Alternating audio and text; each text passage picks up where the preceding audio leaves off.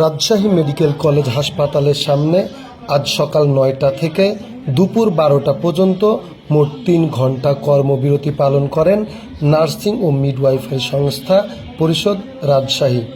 তাদের মূল দাবি, নার্সিং ও মিডওয়াইফারি অধিদপ্তরের মহাপরিচালক, অতিরিক্ত মহাপরিচালক, পরিচালক এবং বাংলাদেশ নার্সিং ও মিডওয়াইফারি কাউন্সিলের প্রেসিডেন্ট ও রেজিস্ট্রার পদ থেকে সকল ক্যাডার কর্মকর্তাদের অপসারণপূর্বক উক্ত পদগুলোতে নার্সিং কর্মকর্তাদের পদায়নের এক দফা দাবিতে এ কর্মবিরতি পালন করেন। এক দফা দাবির এ কর্মবিরতি আন্দোলনে রাজশাহী শাখার প্রধান সমন্বয়ক সহ রাজশাহী বিভিন্ন নার্সিং প্রতিষ্ঠানের শিক্ষক ও শিক্ষার্থী উপস্থিত হয়েছিলেন।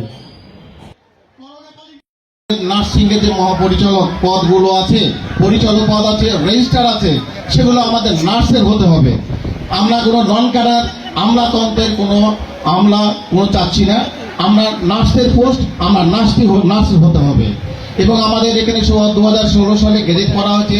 আমাদের 16 সালে গেজেটে বলা হচ্ছে আমাদের নার্সদের পদায়ন করে সেই পদগুলো ফিল আপ করা হবে। বাট আমাদের গত স্বৈরশাসন আমাদেরকে সেই পদগুলো না দিয়ে আমলাতন্ত্রকে পদোন্নতি করা হয়েছে। বাট আমরা চাই আমাদের পদগুলো ফিরে নিতে।